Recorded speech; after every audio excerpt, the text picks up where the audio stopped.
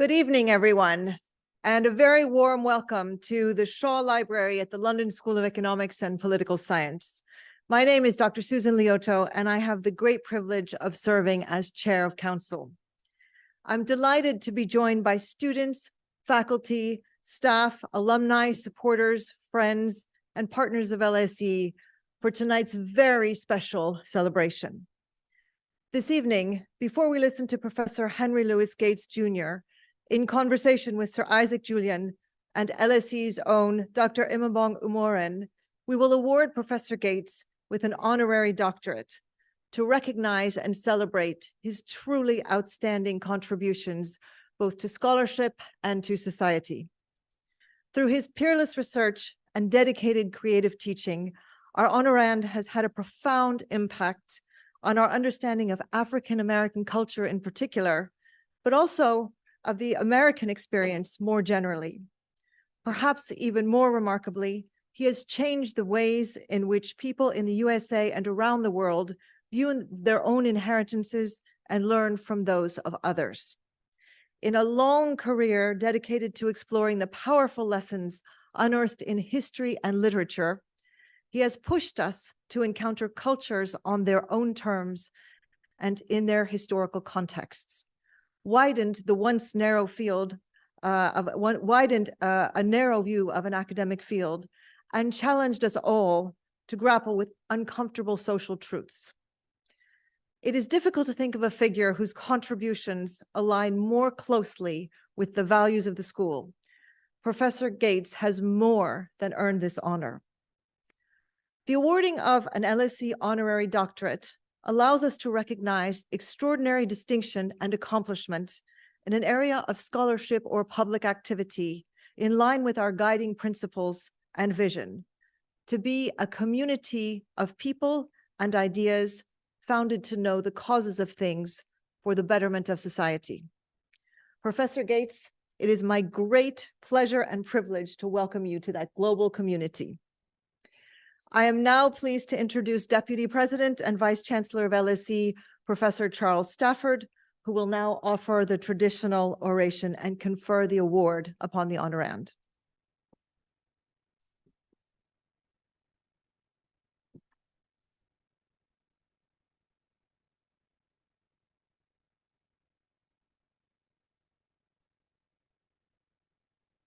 I have to say, before I start, we had half an hour with a group of LSE students in a side room just now. The most beautiful 30 minutes of stories from tonight's honorand I think I've just ever heard in my life. So moving, fantastic. And I think we're all really thrilled to be here tonight. So thank you for joining. Members of council, LSE faculty and staff, students, alumni, friends, and visitors, it's my tremendous privilege and pleasure to introduce Professor Henry Louis Gates, Jr. In his career as one of the most distinguished literary critics, historians, and educators of our time, Professor Gates has done something truly profound. Through his deep explorations of African and African-American culture and history, he's taught us, not only scholars and students, but also a much wider public, to embrace our interwoven past and see more of ourselves in each other. For the past 3 decades, he's been based at Harvard, where he holds the Alphonse Fletcher University Professorship and directs the Hutchins Center for African and African-American Research. His contributions to the broad field of African-American studies are huge, of course. Having discovered long-lost novels thought to be the first ever written by Black Americans, having created the first archive of African and African-Americans in art, having pioneered new critical methods for interpreting the unique Black cultural aesthetic, and having pushed all of us further away from a narrow Eurocentric view of culture and history towards a more pluralistic recognition of our common heritage. For this original and truly outstanding body of work, he has, of course, been feted with numerous academic honors. I have to tell you, the LSE is not the first to do this, but no, never mind. It's the best. Thank you. But of course, Professor Gates is much more than a researcher. He's one of the great communicators alive today, as I just saw in the side room with the students. And his impact extends very far beyond the confines of Harvard Yard. In his work as a documentary filmmaker, he's illustrated Black culture's outsized contributions to American life and the power of genealogical and historical research to enrich our views of ourselves and our world. These efforts have expanded the reach of powerful ideas, and they've enlightened countless lives, and they've rightfully made him a household name in the United States. To cite but one recent example, which, as I was just explaining, actually made me cry, in his very recent PBS series on the Black Church, and in the excellent accompanying book, Professor Gates explores the complex role of religion in African American history as a site both of domination and liberation. The highly personal epilogue to the book and to the series gives readers a sense not only of why Professor Gates has a deep connection to this particular topic, but also why the Black church has mattered so greatly to so many, housing as it did a culture that at its best was sublime, awesome, majestic, lofty, glorious, and at all points subversive of the larger culture of enslavement, to quote Professor Gates. So perhaps an academic ritual of the kind we're conducting tonight can never be quite so sublime as the practices that Professor Gates has explored in this recent work on the Black church. And yet these academic rituals also matter, of course. And as I now speak the ritual words, I hope that you'll understand that I mean them very sincerely. LSE's motto exhorts us all to know the causes of things, which for the social and human sciences is another way of saying that we should find our roots as humans. For Professor Gates's tireless dedication to this particular pursuit, it's right and proper that a school focused on the study and betterment of society should acclaim him. Therefore, on the authority of the Council of the London School of Economics and Political Science, it's my sincere honor and privilege to admit Professor Henry Louis Gates, Jr. to the honorary degree of Doctor of Literature. Professor Gates, thank you and congratulations.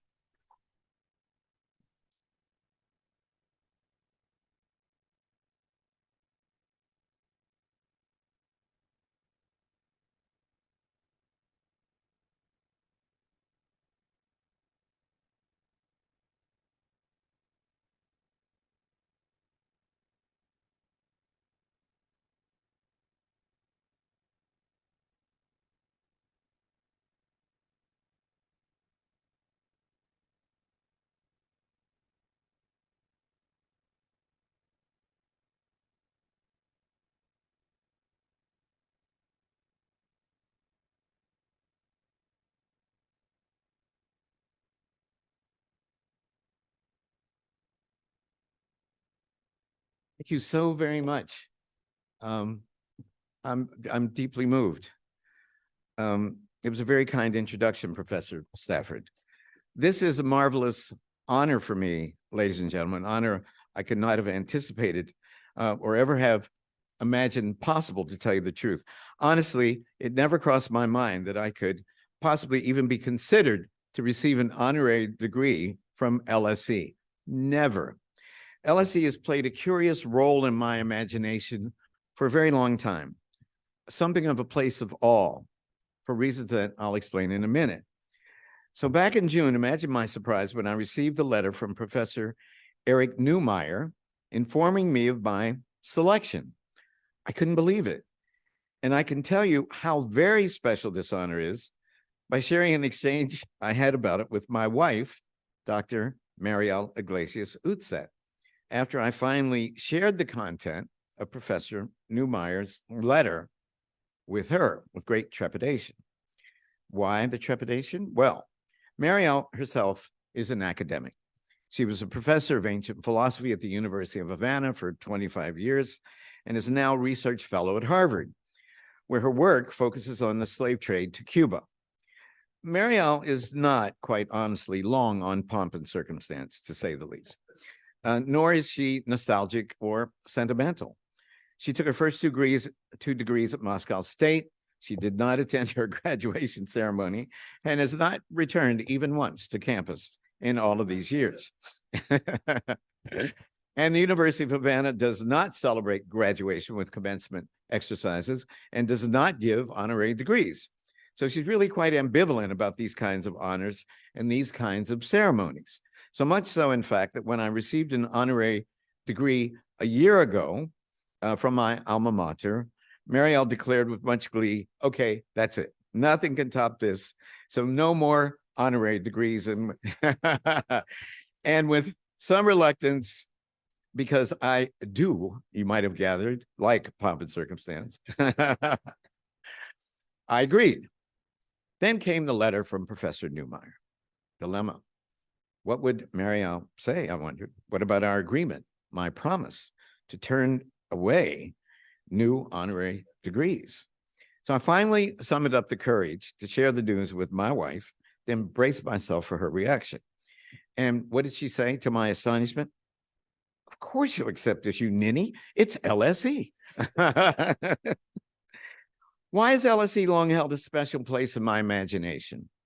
Well, it all started when I was a sophomore at Yale and was assigned Jomo Kenyatta's classic work of anthropology, Facing Mount Kenya. I was astonished to learn that a head of state in Africa had published an academic work of anthropological scholarship that had emerged from work he had done with Bronislaw Malinowski here at the London School of Economics, culminating in a postgraduate diploma in anthropology. Malinowski, in fact, had written the book's introduction exuberantly, if not exactly escaping a bit of condescension, saying that Kenyatta's book, and I quote, was one of the first really competent and instructive contributions to African ethnography by a scholar of pure African heritage. Well, be that, he meant well, and brother meant well.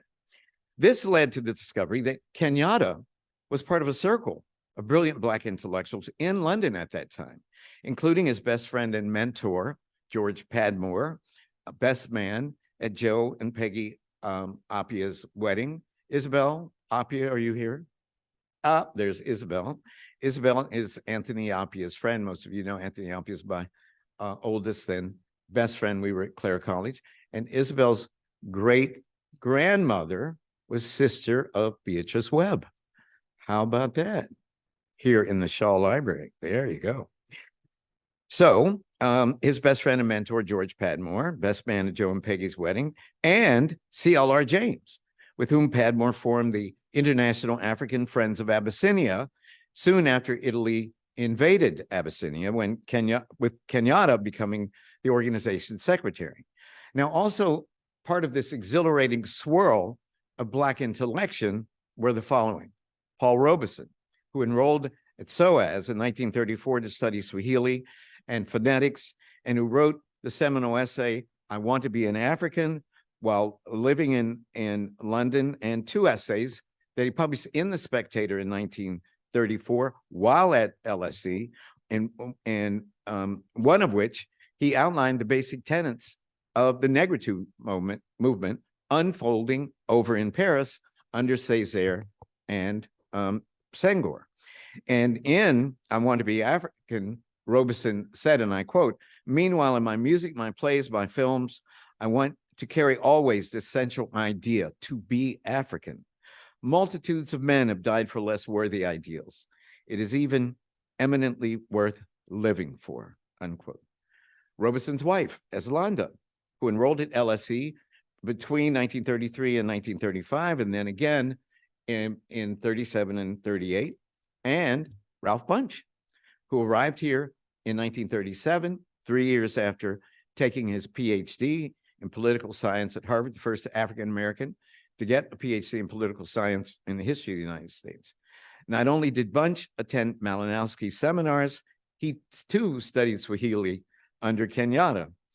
After studying full-time at LSE, also studying full-time at LSE at this time, was a very young William Arthur Lewis, better known later as Sir Arthur Lewis, from St. Lucia, who graduated with honors in 1937, earned his PhD in economics here in 1940, and became the very first Black faculty member at LSE. Both Bunch and Arthur, a dear friend, would be awarded the Nobel Prize, the first for peace, the other for economics. In other words, if you wanted to be on the cutting edge of Pan-African cultural studies, African anthropology, and decolonization political activity, London in the 30s was the place to be, and LSE was at the heart of it. And all of this I learned when I was 19 years old, because we were assigned a book called Facing Mount Kenya in an undergraduate course at Yale. I used to try to imagine what it must have been like to be there at that time, to be part of the magic generated within this circle centered around LSE. How I envied them.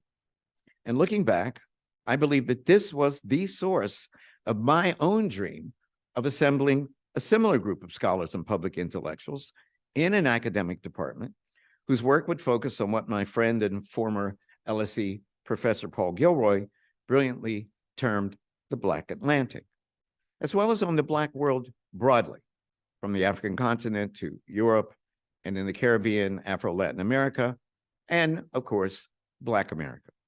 This also may have been the source of my own dream of studying abroad in England following graduation from Yale. When kids I was growing up with wanted to be Hank Aaron and Willie Mays, baseball players, nerd that I was fantasizing about being a Rhodes Scholar, to tell you the truth. And it was at Cambridge that Raymond Williams introduced me to the work of someone named Stuart Hall, though Professor Williams oddly never bothered to tell me that Stuart, like me, was a Black man who had come to England to study from elsewhere. Stuart's work, of course, would become the focus of Black British cultural studies, to which all of us working in literature, art, music, and film on my side of the Atlantic owe an enormous debt. This then brings me to the aesthetic of the person who is about to join me in a few minutes on stage for a conversation, Sir Isaac Julien. One of the many things that I love about Isaac's work is his focus on the archive. During a call last Thursday with Sophia D'Angelico, who's been so fabulous to work with in preparation for this event, Isaac and I concurred that despite the sometimes dazzling work unfolding in the field of critical fabulation, nevertheless, as Isaac put it, there was still gold in the archives. And I want to end my remarks with a brief reflection on the importance of excavating the archives. One of the interventions that most excites me is the completion of some major archival projects that are revolutionizing, each in its own way, our knowledge of the history of race, the history of art, and the history of slavery more particularly. I believe these projects, directly facilitated by the revolution and digitization, will be among this generation's most lasting contributions to scholarship and to combating racism more generally. The mixed blessing, for some of us, the curse of African and African-American studies, is that we often have had to resurrect the texts in the traditions that we study before we can even begin to explicate those texts. And for some, that sort of work is dull, it is dry, and it is laborious, while for some others, it is a labor of love. So I'm hoping that in this time of grand theory in the academy, renewed energy will be directed toward the archive. And I want to mention briefly one extremely important and innovative archival project, which I believe has enormous implications that we are only just beginning to understand. And I'm thinking of the Center for the Study of the Legacies of British Slavery, founded and directed by Professor Catherine Hall, who's with us this evening. Its online encyclopedia of British slave ownership is, quote, a more or less complete census of slave ownership in the British Empire in the 1830s. At the time, slavery was abolished in 1833, and 20 million pounds awarded in reparations, not to the enslaved, of course, but to the slave owners, unquote. Catherine, this is a project of great vision with the most profound implications for our understanding of the costs and benefits of the institution of slavery, benefits and costs still accruing today. And I applaud you for undertaking the task and completing it so well. Catherine Hall, ladies and gentlemen.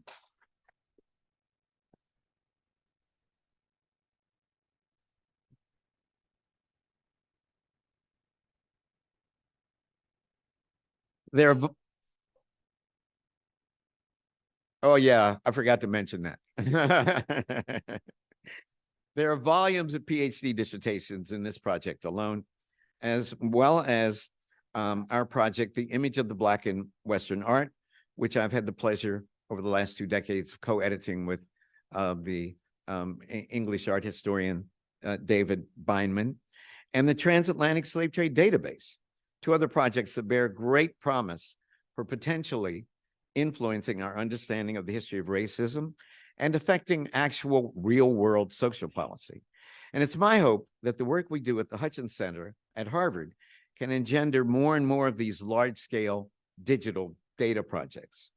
Stuart Hall famously said, and I quote, that race is the modality in which class is lived, the medium in which class relations are experienced, unquote. I love that formulation. This is the nexus in which so much of the work I'm trying to do is, in fact, embedded. As a head of a research center, I've tried to foster an atmosphere of scholarly collegiality, not nearly as exciting, I'm sure, as that created by Malinowski here at LSE in the 30s, but nonetheless, a place, a safe space where thoughtful people can pursue thoughtful work to their own logical conclusions in a space as far removed from ideological bullying and political correctness as possible. Not to undertake work that is removed from the world, rather work that can possibly be drawn upon to help change the world. Precisely when in my own country, the democratic institutions that we so cherish, at least in theory, and the freedom of academic inquiry in practice, face daunting challenges that many of us thought had been long resolved. I've just come to London from the inauguration of Harvard's first Black president, Claudine Gay, a week ago tomorrow, a first-generation descendant of Haitian immigrants and a scholar of African-American studies. Claudine's appointment as president calls to mind another Black first, as it were, the election in 2008, of course, of the first Black president of the United States. So many of us remember those times. Remember that speech at Grant Park? So many of us thought a new day had truly dawned with Barack Obama's election, leading even some of the most sober scholars, drunk on exuberance, to declare what they hailed as the end of race, by which they meant the end of racism. Boy, was that wrong. Instead, the election of the first Black president roused the slumbering beast of white supremacy, now wide awake, plainly visible, and threatening the academic principles of freedom of speech and open inquiry that we all hold so dear. Can it be accidental that some 50 years after the birth of my own field, African-American studies, currently enjoying a renaissance, both of scholarship and institutional presence at the top so-called Ivy Plus universities, is facing the most sustained attack on our discipline through book banning, notably in states such as Texas and Florida, that we've experienced since students demanded the creation of the field back in 1968 in the wake of MLK's assassination. We need not agree on everything, but those of us who agree that we love truth and justice must fight for truth and justice, in large and in small. We must push back against the forces of tyranny and lost causes, against hatreds that seek to pit us one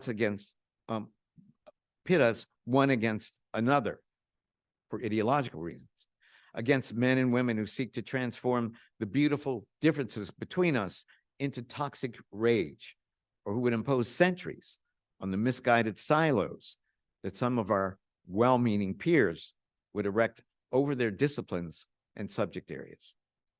We find ourselves in a vicious and destructive moment, my friends. Universities here in the UK, at home in the US, and the world over can lead the repair of the world by holding open space for debate, dialogue, and free thought. That nexus of race and class, so intriguingly defined by Stuart Hall, brings to mind the marvelous LSE motto, to understand the causes of things. To understand the causes of race-based perpetual slavery and anti-Black racism, colonization and decolonization, as well as a complex set of relations between race and class in their myriad guises, has been the preoccupation, the obsession really, of a very long line of thinkers, of which I'm a very small part, most notably the great W.E.B. Du Bois, the circle of intellectuals studying here in the 1930s, and quite notably, the scholars of Black British cultural studies, all led by Stuart Hall, of course, and Paul Gilroy, Hazel Carby, and Isaac Julien, among many other seminal thinkers.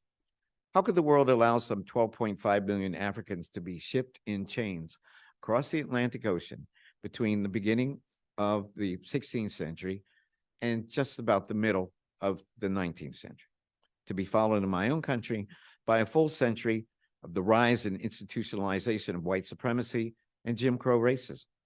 To understand these causes is at the heart of the work upon which we are embarked today, not just through the social sciences, but through the humanities and the arts as well.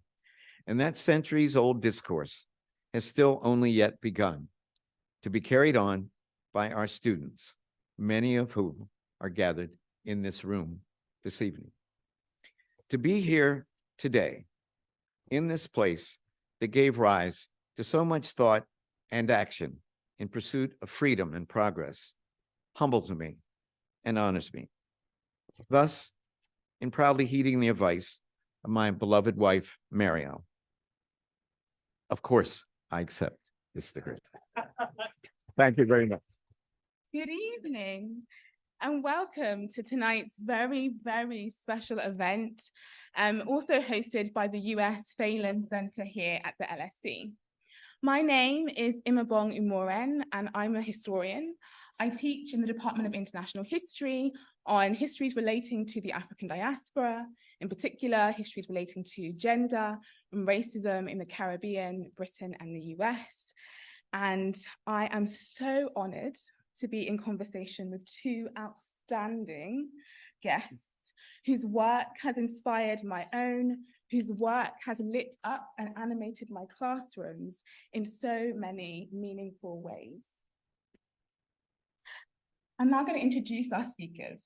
So, Henry Louis Gates Jr. is the Alphonse Fletcher University Professor and Director of the Hutchins Center for African and African American Research at Harvard University, Emmy and Peabody award-winning filmmaker, literary scholar, journalist, cultural critic, and institution builder. Professor Gates has published numerous books and produced and hosted an array of moving, beautiful, and monumental documentary films. Sir Isaac Julien is a Turner Prize-nominated artist and filmmaker and a recipient of the Royal Academy of Arts Charles Wollaston Award and appointed a Commander of the Order of the British Empire, CBE, in 2017. Julien creates multi-screen film installations and photographs that incorporate different artistic disciplines to create a poetic and unique visual language, with his recent show, What Freedom Is to Me, exhibited at Tate Britain. Born in 1960 in London, he is one of the most prominent figures at the intersection of media art and cinema today. Julien was awarded a knighthood, Knight Bachelor, in the Queen's Jubilee Birthday Honours List 2022. And as I said, it is so wonderful to be in conversation with both of them. Thank you. So, tonight, we're going to be discussing this theme of recovering enslaved people's perspectives from archives, literature, and art. And how it's going to run is that I have a set of questions I'm going to ask both of our guests. And we're going to be in conversation for around 35 to 40 minutes before I open it up to you guys in the audience to ask questions, which will hopefully last for around 15 minutes. So as we're speaking, please do have your thinking caps on so that we can all engage in a really rich dialogue afterwards. Okay, so this is super exciting. Let's make a start. Okay, so let me start with you, Professor Gates. Now, you recently published a really fascinating piece in the New York Review of Books that kind of charted the arc of your career from your kind of childhood interest in history to being one of the most sort of popular documentary series producers. Can you tell us a little bit about how this arc formed? Can you tell us a little bit about how you ended up making really influential documentaries that trace the diversity of Black histories? Well, the idea that I would be a filmmaker, it just never had occurred to me. It was, is this thing on? Oh, sorry. Smarter than me.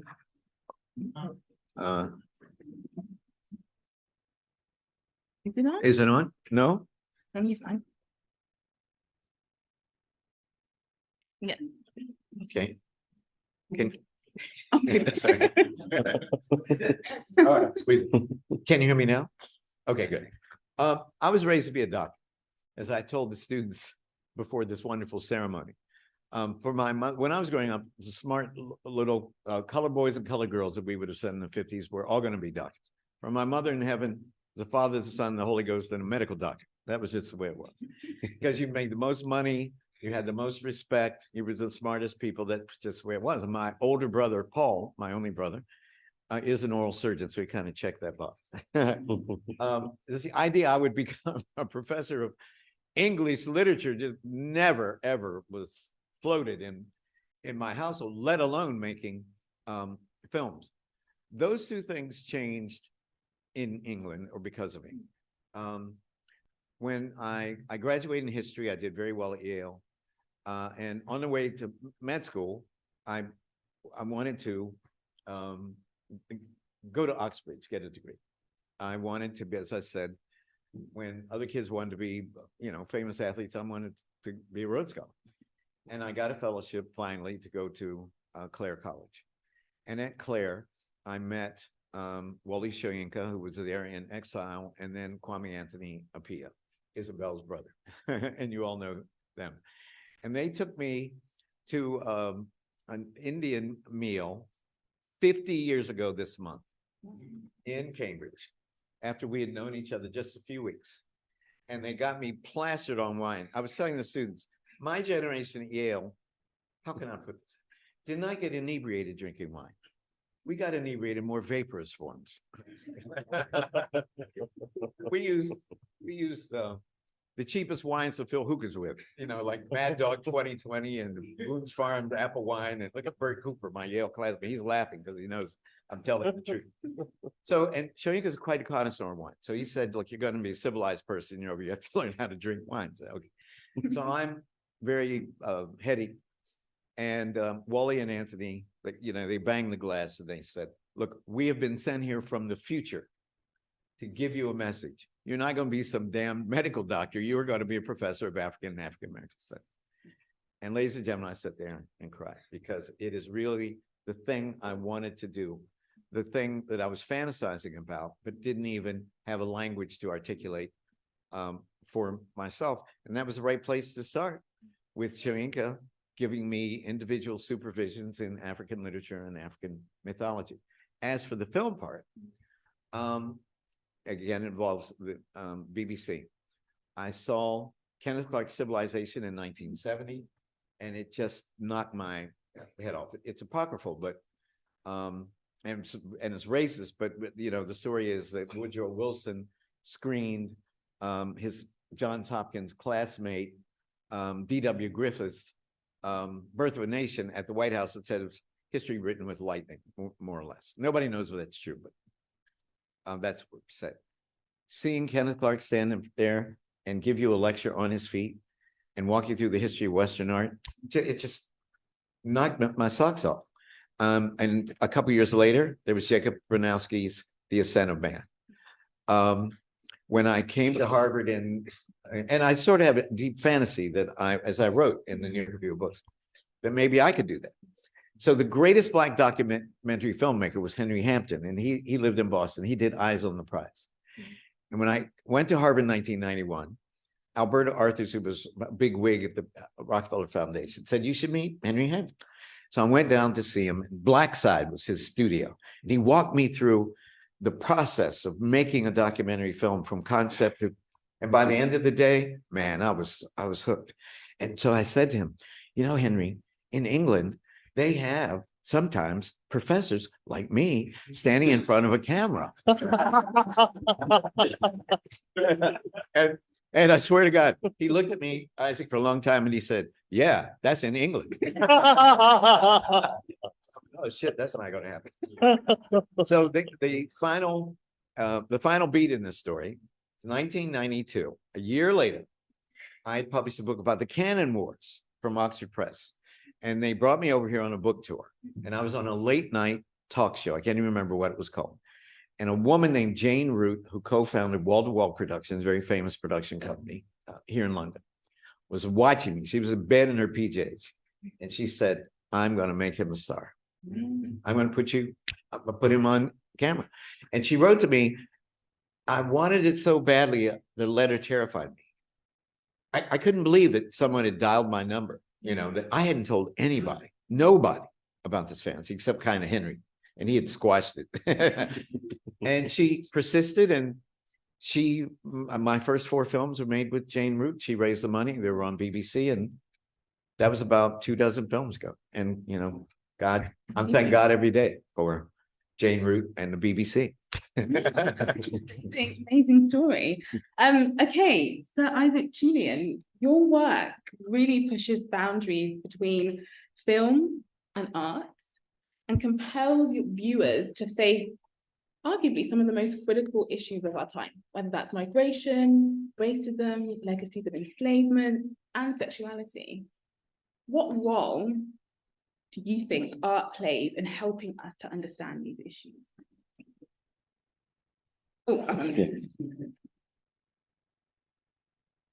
I mean, well, I think in a way, it's really interesting for me in terms of thinking about the making of works. Because I think, of course, I mean, I was looking also at television, you know, as, you know, a young child, and not feeling there was really this kind of representation or breath that I needed to, in a way, feel like a person.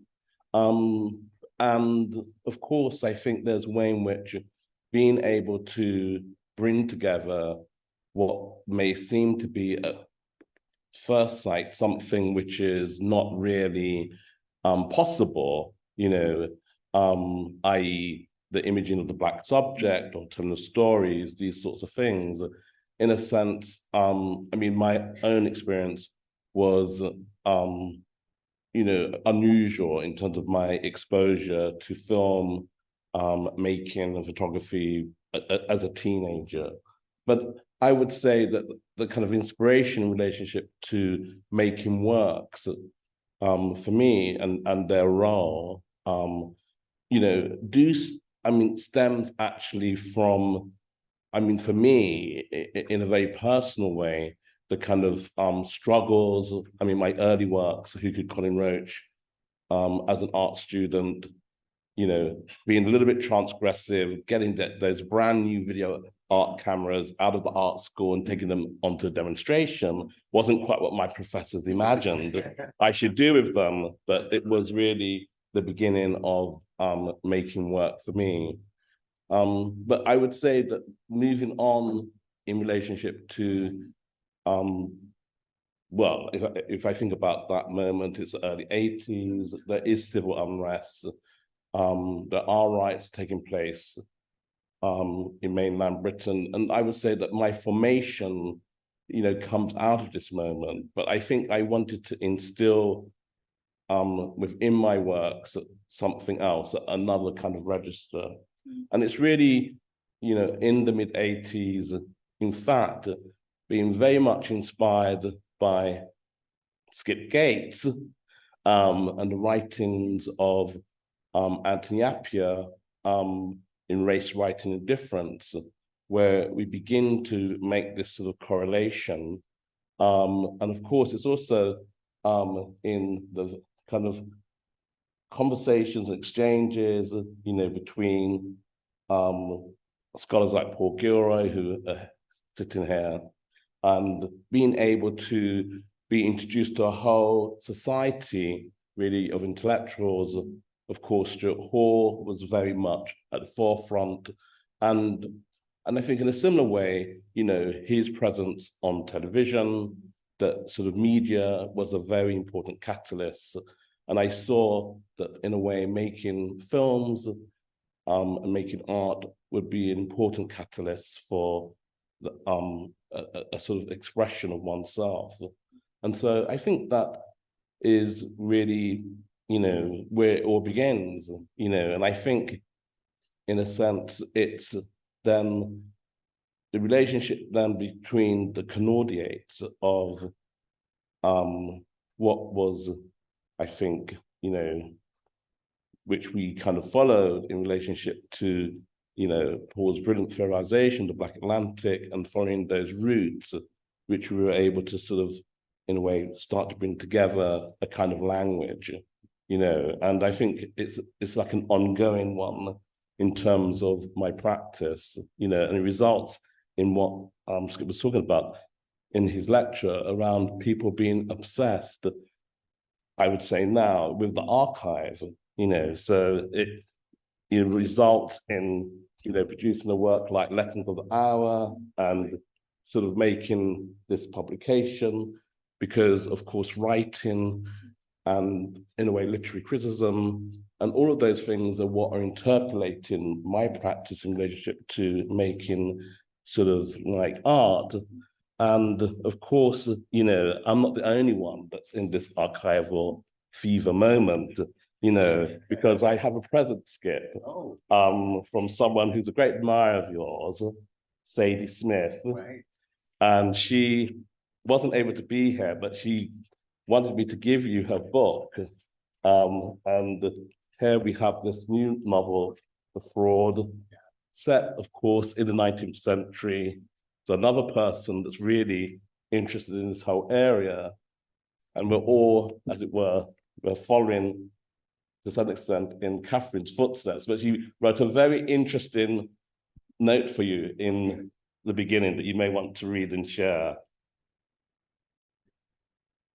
Oh, that's terrible. You want me to read it? Okay. Dear Skip, I'm missing your great unveiling, but everybody already knows your damn masterpiece. Yours, Zadie Smith. Oh, that's good. Thank you. I love Zadie. And this is fascinating. It's gotten great reviews, and from the 19th century. Precisely. But there's a tension. Some people don't want to do the work of the archive, as I tried to suggest. It's easier to make it up rather than to go back to the archive. But the archives have never been more open, more exploitable, as it were, more discoverable, more searchable. And that we have to push people back in the archives because it's hard work, but it is what it yields.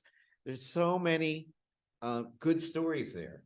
Thousands, I mean, it's a stupid thing to say, just zillions of stories that we can, and excavating the information in the archives will allow us to tell the narrative in a fuller and more accurate and complex way.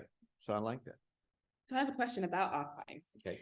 So as we've all been kind of discussing, archives exist in manifold ways, and they present, I would say, scholars with both opportunities, possibilities, but also limits and problems, especially regarding whose voice is heard in the archives, the silences of the archives, the violence of the archives also, which so many scholars of enslavement and the Black experience more broadly have done amazing work on highlighting. How do you both kind of approach or deal with some of the kind of real conflicting power dynamics of the archive or archives in general?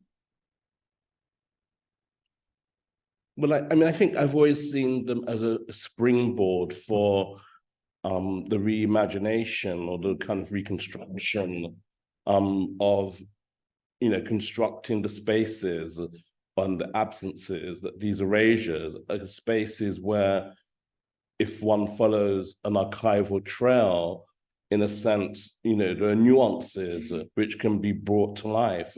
And those things are brought to life by both the aid of a certain scholarly approach in terms of the relationship that I, in a way, have to scholars and to texts, but then also there is that part of the kind of course, what's been termed critical fabulation, where basically one is able to, as it were, reconstruct the spaces and to give those sort of nuances. And I think, this was something which was very much part of making my early work, Looking for Langston in 1989. It's connected to Lessons of the Hour.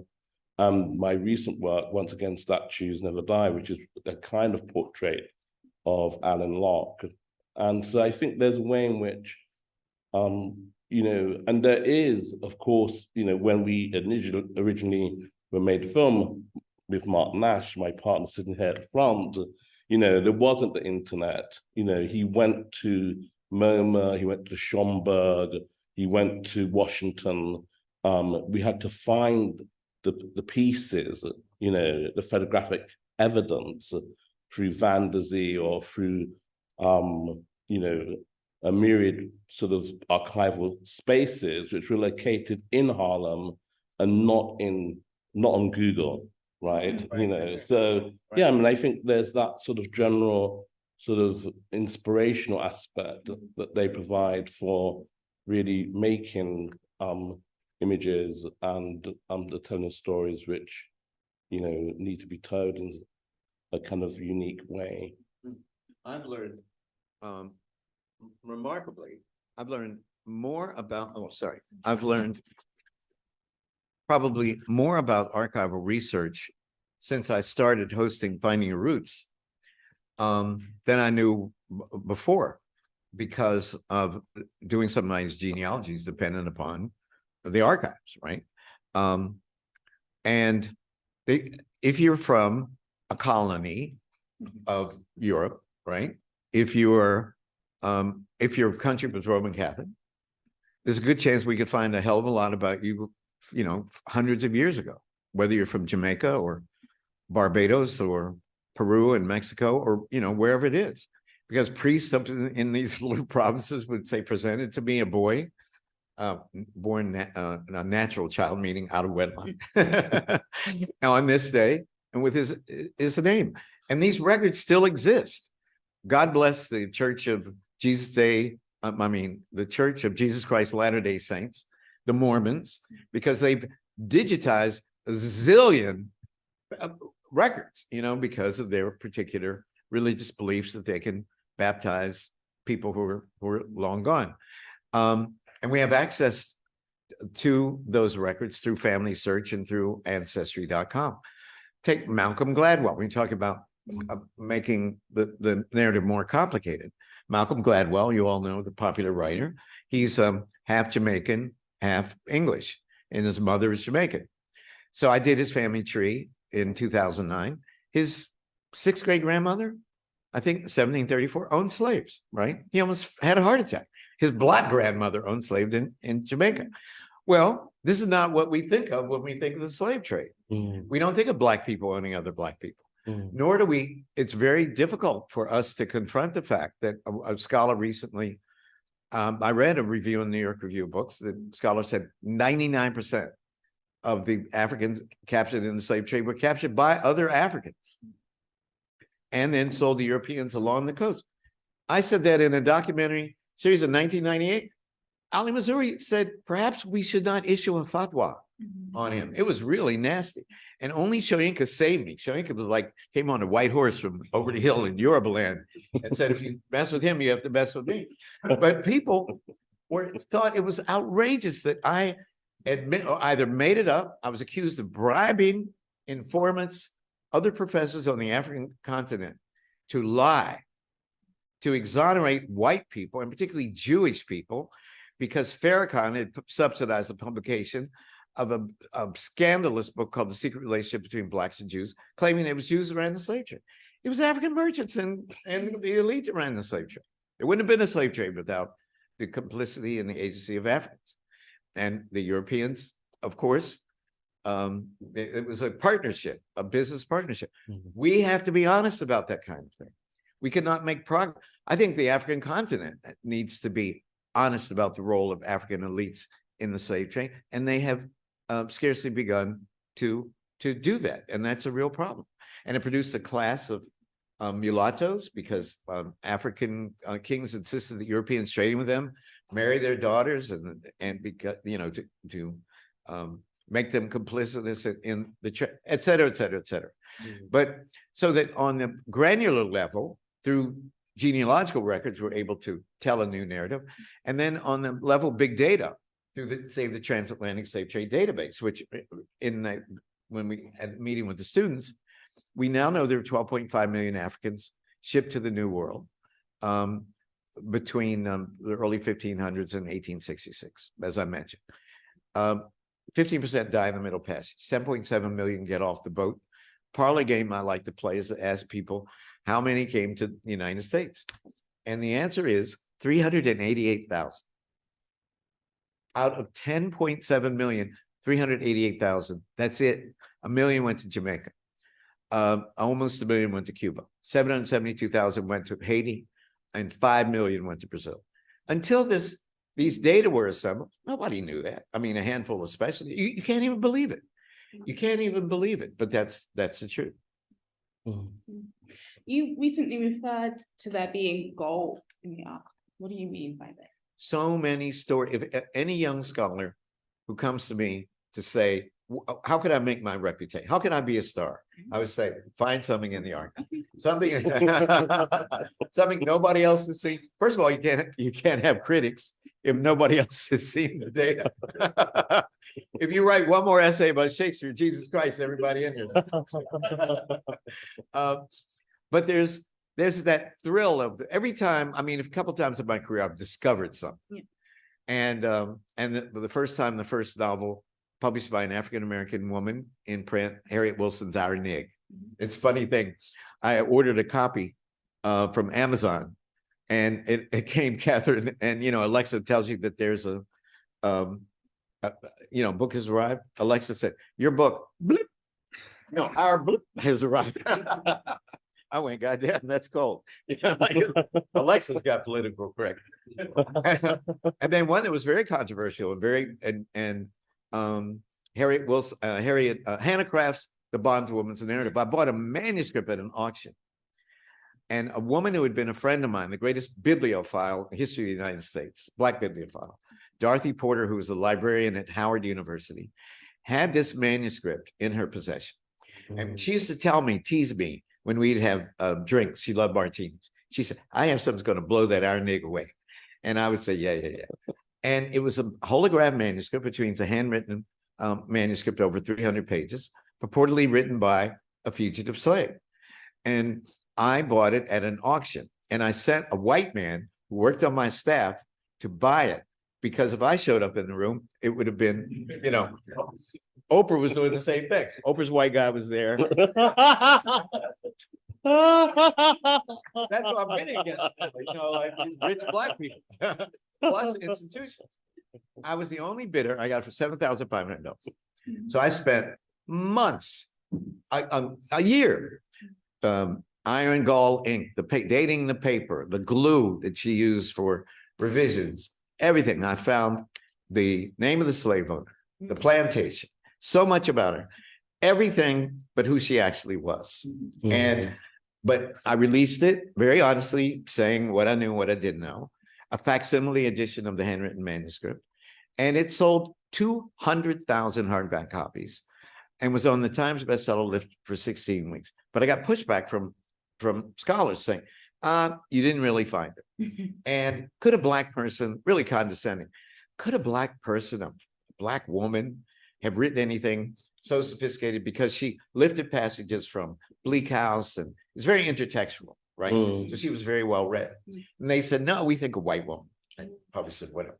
And in 2 weeks, a young scholar named Greg Hekimovich who was chairman of the English department at Furman University, spent 20 years taking me on. And he told me to my face, I'm doing this project to prove that you're wrong.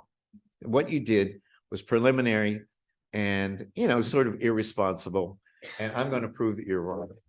And in 2 weeks, The Life and Times of Hannah Crafts being published with an introduction by Henry Louis Gates Jr. And everything that I theorized was absolutely the case.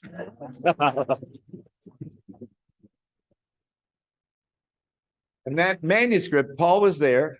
I donated it to Mother Yale, to the Beinecke, where I wrote so much of my PhD thesis in pencil back in the day, because you had to do that in a rare book library. And when I donated it, whatever year that was, Paul, it was appraised at, remember, I paid $7.5. It was appraised at $350,000, so I got a tax deduction. And now, now it's appraised at over $1 million, because holograph manuscripts for white canonical authors are rare.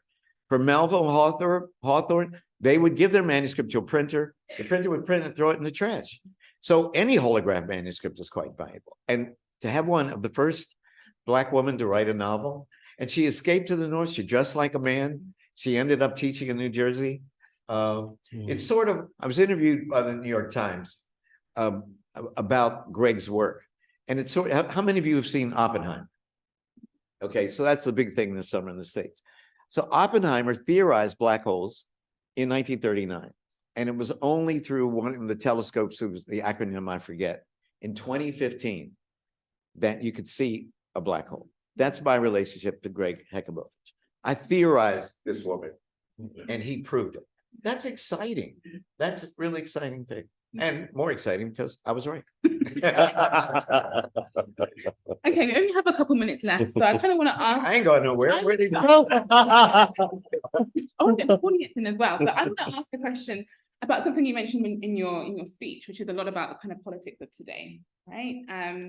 As you mentioned, there have been increasing, and there's always been, but increasing attempts to kind of silence, minimize histories of the Black experience, particular legacies of enslavement, the teaching of history, and your works, both of your works have been instrumental in challenging and pushing that back. And He's been censored. in giving visibility, right? The Langston Hughes estate wouldn't even give him permission to use certain things because he said Langston Hughes was gay.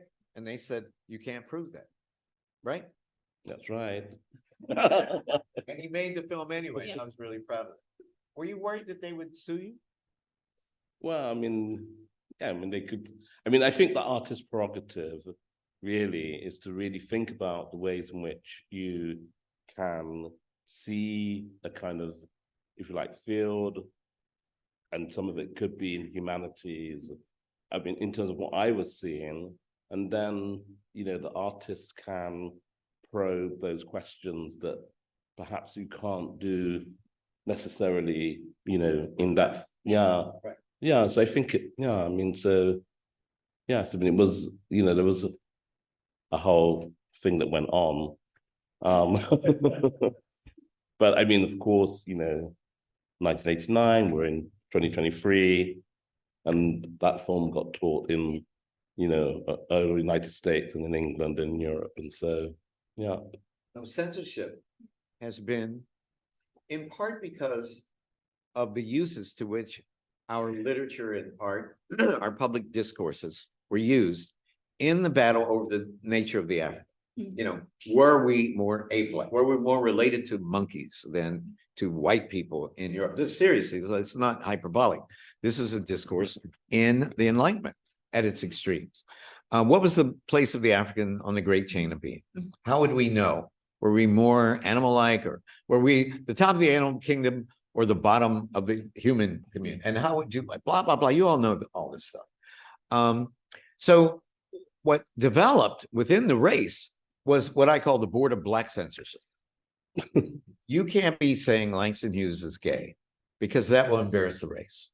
And I don't know if the black people from the black societies representing in this room had this concept, but embarrassing the race is the worst thing that you could do. And it had mundane manifestations. I love to swim. I love to go to the swimming pool. Every day in the summer, I would go to the swimming pool. and my mother, and the schools integrated in my county in 1955.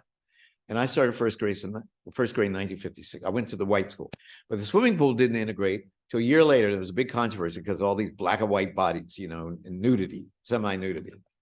But for my mother, the concern was that my brother and I would not embarrass the race. How would we do that? By turning ashy in front of white people, right? So that you get out of the swimming pool, my mom would say, she would give me Avon moisturizer. She said, Skippy, when you get out of the swimming pool, baby, you dry off. Yes, mama. And you put this Avon moisturizer cream on because we cannot afford in 1957 to embarrass the race. So I lathered it all over my body. Boy, I did. I love my mama and I didn't want to embarrass the race. But on that level, all the way to, you can't say Langston Hughes is gay. What's wrong with you? You know, you can't say Martin Luther King slept around. What's wrong with you, fool? It's Martin Luther King. So we have to stand up against our own people often. And my job as a critic and the job of us as professors is keep political correctness out of the classroom, keep political correctness out of the academy. We have to let people call it the way that they see it, even if we don't disagree, even if they're coming out of a right-wing bag, a Marxist bag, a capitalist bag, I mean, whatever. I firmly believe that, and I won't take part in censoring people because of their ideology. I think it's disgusting. Censorship is to art, as lynching is to justice. I've said it before, and I mean it. And as long as I'm running the Hudson setting.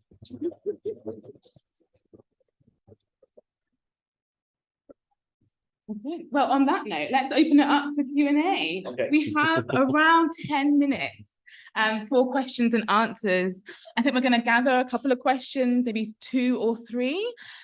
So if anyone would like to ask a question, please raise your hand. There are stewards around who will come and give you a microphone. Students in the room in particular, we'd love to hear from you. So please do ask your questions. I see a hand. Run it there. Yeah, let's take one here. Hello. Hi, this is a question for Professor Henry and Sir Isaac. I think it's fascinating how your work pieces together the past. Could you stand up? Yeah. Sorry. I think it's fascinating how your work pieces together the past. I was just wondering, how much of the past do you think has been lost, and how much do you think is recoverable? Who, Isaac or me? Oh, both of you. Both of you. Should we Okay. gather a couple more questions? You're the Sorry? boss. You're the Okay, boss. let's gather some more. Are there any other questions? At the back, I see a hand.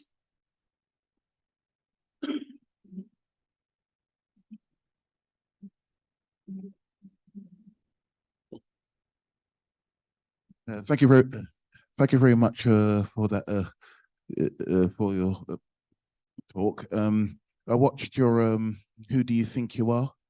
Oh yeah. Yeah, and what was the most difficult aspect of archiving in piecing together your guest stories? Okay. And what was the theme that came out of your experience of talking about the history of each individual guest on your show? Okay. Okay, there's 2 questions and then we'll go back out again. Okay. You want to start? How much of the archive do you think has been lost? We don't know because it's been lost. Right? No, it's an interesting question. And I think in a way, I mean, if you start from that point, then in a way, yes, you know, it would be unsurmountable, you know, how much has been lost.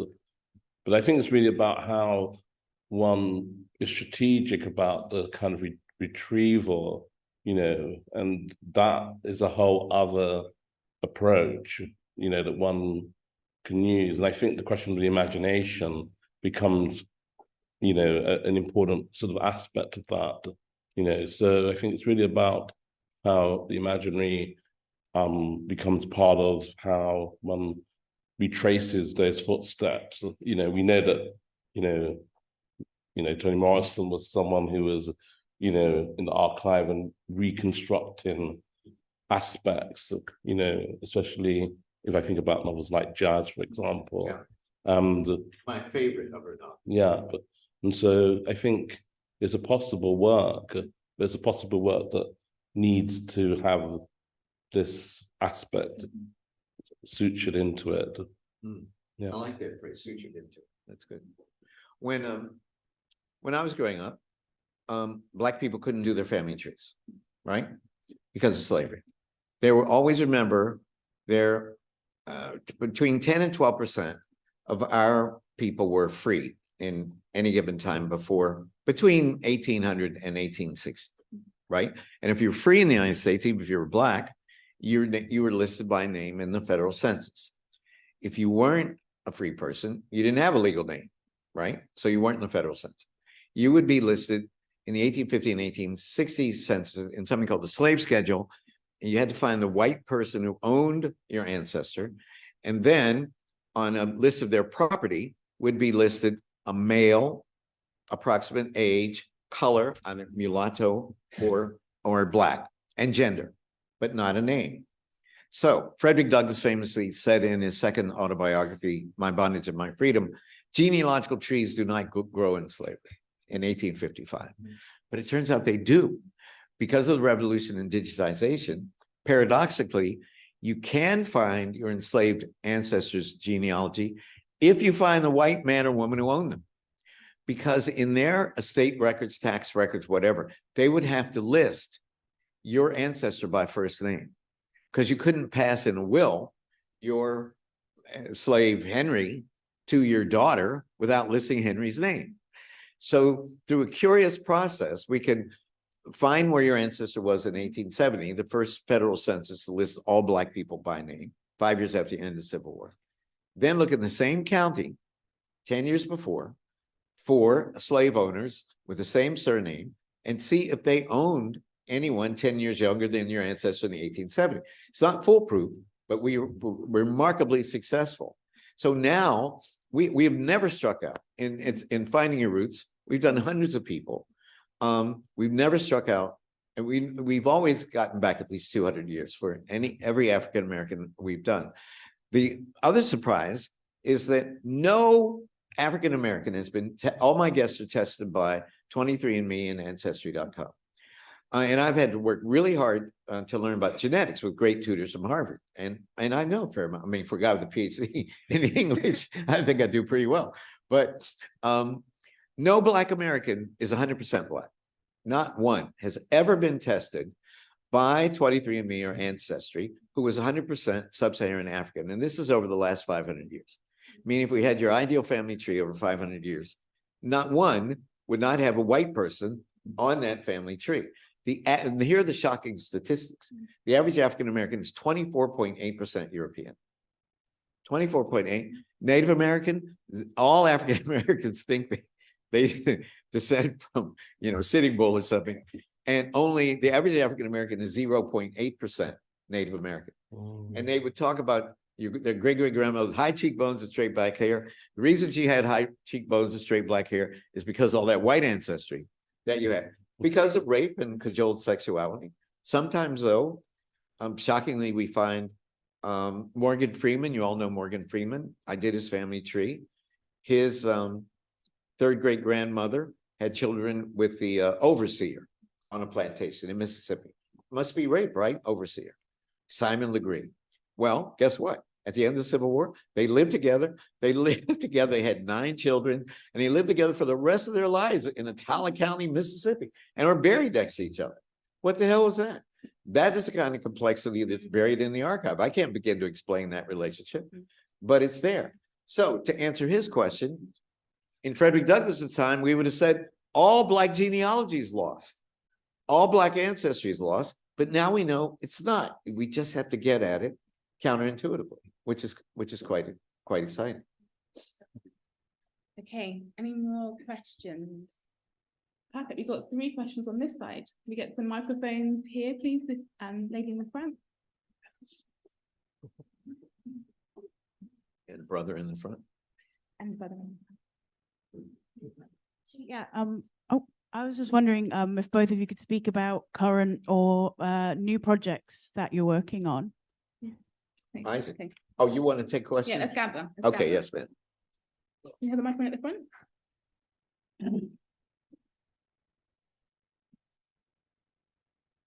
Hi, Is it working? Good. I just wanted to talk really about demographics and future demographics. We're like a quarter of the way in this century.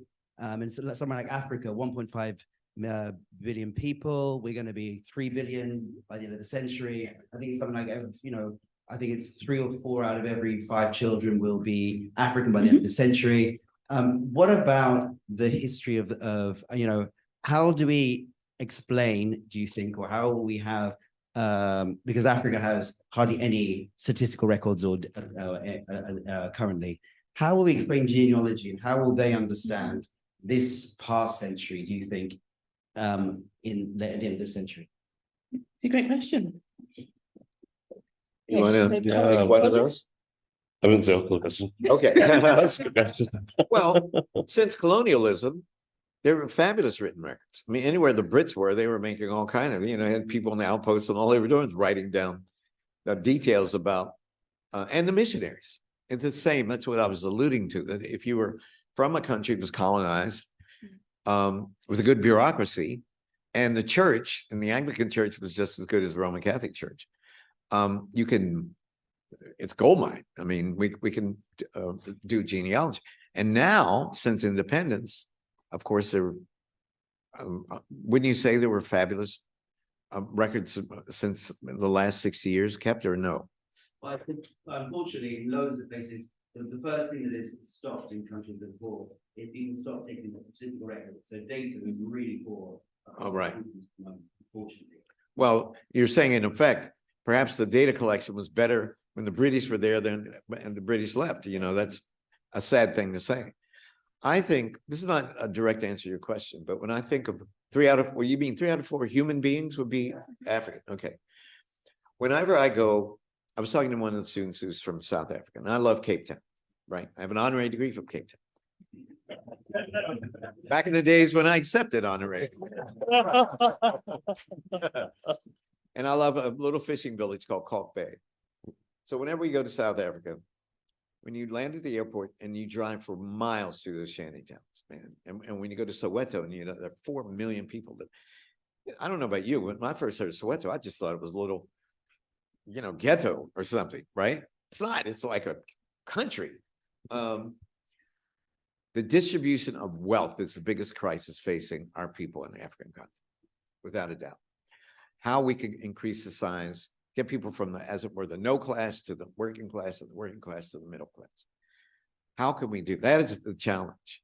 I was talking last night to a group of friends. Andrew Remmer took me and members of the Boulé, and I hosted them on the board of the Aspen Institute.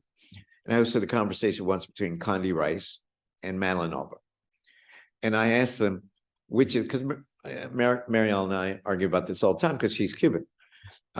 Which comes first? Economic freedom or political? One person, one vote, or give people access to the means of production, so you can rise. And predictably, but not a surprise, Madeline said economics, and Condi said one person, one vote. We have to figure out how we can affect economic reform on the continent to move these masses of people living in these shanty towns out of this horrible existence into places with electricity and running water, and people have hope. Otherwise, I think what we're going to see is just continuous revolution. And we've had 7 coups in sub-Saharan Africa in the last couple of years, right? What's going to happen with that? I always think of South Africa as just a tinderbox. Oh, and it's just going to blow up because the one, you talk about the 1%, yeah. And there's Cyril who's a billionaire. The guys in the ANC who are on Robin, they became the wealthy people, and they go, hey, this hegemony wasn't so bad. It just needed some black people in it, right? It's so easy to succumb to that temptation of wealth and not want to distribute resources fairly. That is the challenge of Africa to me. And I don't see anybody who's practicing in innovative policies. I hope I'm wrong and can be corrected. But when I go visit my friends in Nigeria, there are all these area boys, as they call them, outside. They live in armed camps in South Africa. My friends can't jog down the street. There's a guard at the corner. You know, when we drive home, we live 3 blocks from my office at Harvard. I think, how many guards would I encounter if I were in Lagos or Dar or in our neighborhood? We live in a fabulous neighborhood, and there are none. You know, I could walk down. I'm not going to get mugged, most likely. And if you do that in Cape Town, in Joburg, in the comparable neighborhood, you would. It's insufferable. But my friends have gotten used to it. They're not even aware that they're in a claustrophobic economic environment. So it makes me sound like a socialist that Catherine Hall's having a heart attack to think I would be doing. But it's true. We need to redistribute resources dramatically. Don't you agree? 60% of young people in South Africa are unemployed. Yeah. You think that number here, to have that many young people, and it's multi-generational. And- So you have, in some of in Paris, Johannesburg, you have generations of people that are unemployed. How do you bring those people back to work? Right. Well, someone sent me a link to a piece in the Times today, New York Times, about the math scores in New York City. And Marielle, you could correct me. 70% of the Asian kids passed. What percent of the white kids? 50%? 70% of white, 75 Asian, 75 white, 30% black.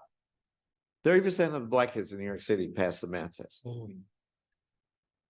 Where's that going to leave us? You know, is that that has to be one of the most urgent social needs, social crises, fighting and inhibiting the progress of our people. Right? Plus, we have this wave of right-wing lunatics, you know, who are trying to send us back to Africa. You know, I'm serious. They like, I don't know how all you Black studies people got in here, but we're gonna get you the hell out of here. That's what the rollback to affirmative action is all about. It's terrible.